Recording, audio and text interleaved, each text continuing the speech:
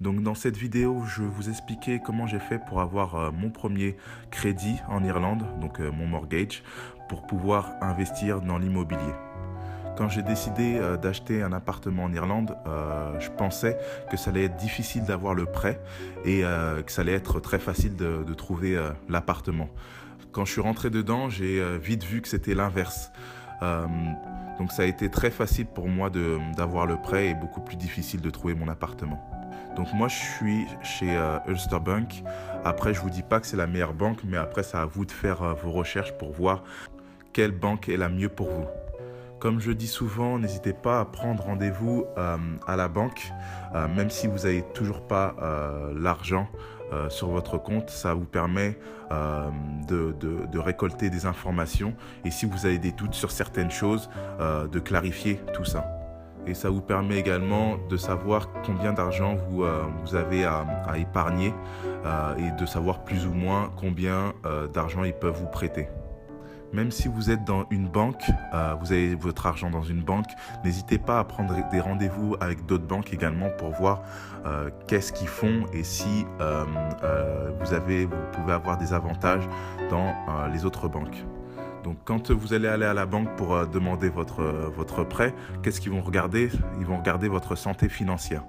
Donc ils vont regarder comment vous gérez votre argent, comment vous épargnez.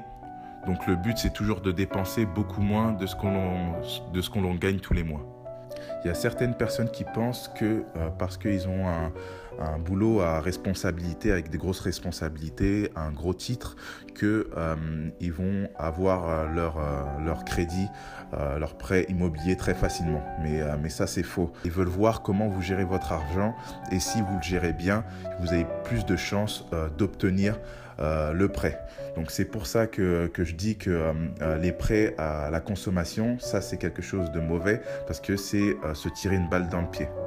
Entre une personne qui gagne 2000 € et qui sait bien gérer son argent et une personne qui gagne 2500 € avec un plus gros titre et qui fait que de dépenser, la banque va faire plus confiance à la personne qui gagne un peu moins mais qui a une gestion plus saine.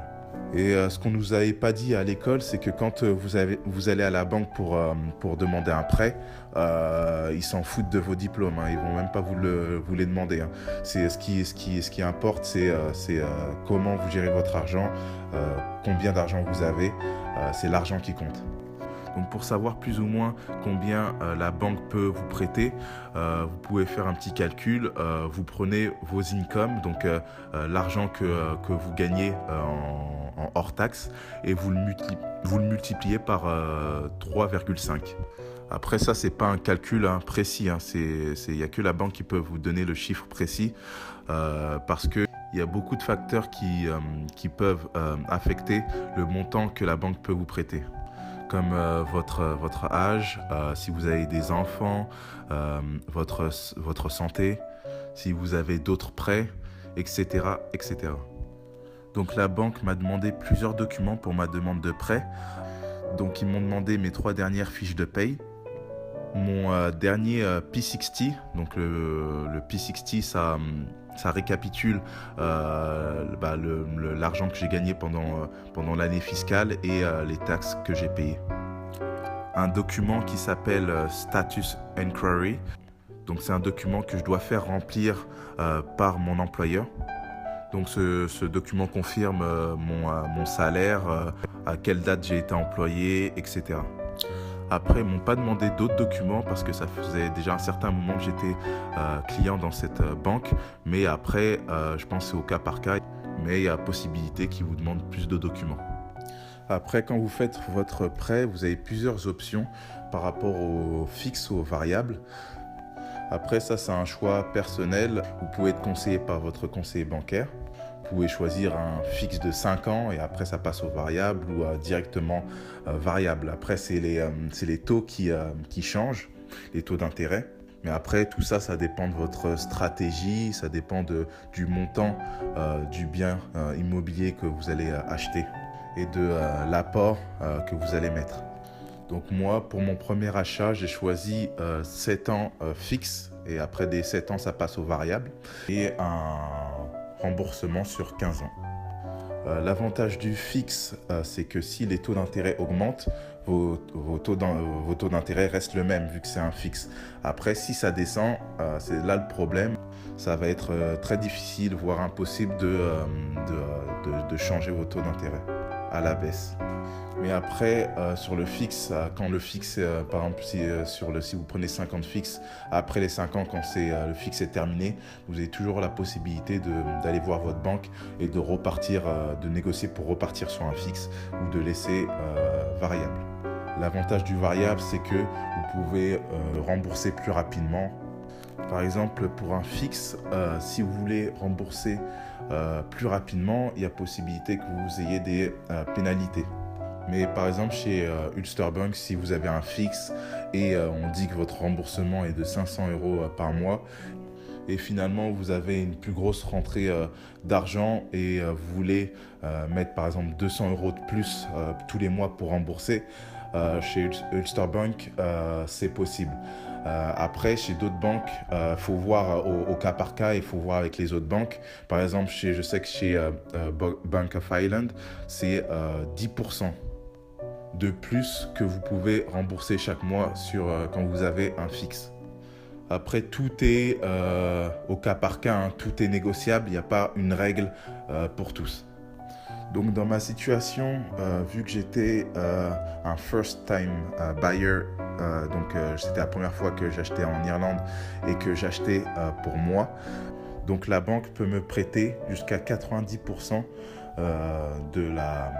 du prix du bien immobilier. Donc ces 90%, ça s'appelle Loan to Value, LTV. Le Loan to Value, ça peut changer par rapport aux banques. Donc je vous donne un exemple. Si vous voulez acheter un appartement pour vous, et c'est la première fois que vous achetez en Irlande, à 100 000 €, donc ils peuvent vous prêter 90% de la somme, donc 90 000 €. Et vous devez apporter les 10 000 € d'apport de dépôt. Après, ça c'est le minimum. Après, si vous voulez mettre plus, vous pouvez. Après, si vous achetez comme buy to let, donc acheter pour louer, donc vu que c'est un investissement, le loan to value est de 70%. Donc ils peuvent vous prêter 70% du prix du bien immobilier. Petite précision, si vous voulez acheter pour louer, ne pensez pas qu'à chaque fois, ils vont vous prêter 70% de la somme. Chez Ulster Bank, par exemple, si vous voulez acheter dans un petit village ou en dehors d'une grande ville, ils ne vous prêteront plus 70%, ils vous prêteront 50% de la somme. Donc pour un achat investissement locatif, il faut tenir compte de la localisation géographique de votre bien pour savoir si la banque vous prêtera 70% ou 50% de la somme. La banque vous le confirmera. Par exemple, si vous avez déjà acheté pour vous, vous habitez dedans et vous voulez acheter un autre pour déménager et y vivre, le loan to value sera de 80%, donc ils vont vous prêter 80% du prix du bien immobilier. Après, moi, je suis chez Ulster Bank, mais ça diffère selon les banques. Toutes ces infos, vous pouvez les obtenir auprès des banques. Pour ceux qui ont un salaire fixe et qui ont, par exemple, des gros bonus, par exemple, ceux qui travaillent dans la vente, la banque va regarder les bonus que vous avez reçus par votre entreprise, mais ça ne sera pas quelque chose de décisif. La chose qu'ils vont plus regarder, c'est votre fixe. Après, si vous pouvez prouver que ce bonus, vous le recevez régulièrement et ça fait un certain nombre de mois ou d'années que vous recevez ce montant en bonus, là, ça peut jouer sur la balance. La banque veut savoir également votre capacité à rembourser. Donc si vous êtes locataire, ils veulent savoir combien de loyers vous payez chaque mois pour s'assurer que vous avez la capacité de rembourser. Après, pour moi, ils m'ont pas demandé de documents ou de prouver combien de loyers je payais quand j'étais locataire, parce qu'ils pouvaient voir directement les virements que je faisais chaque mois à mon propriétaire. Et j'ai jamais eu d'impayé. Donc pour ceux qui payent leur loyer en liquide, main en main avec leur propriétaire, je sais qu'il y a beaucoup de gens qui font ça en Irlande. à un moment donné, à la banque, ils vont vous poser des questions par rapport à ça. Ils vont regarder également si vous avez un permanent contract, donc un CDI.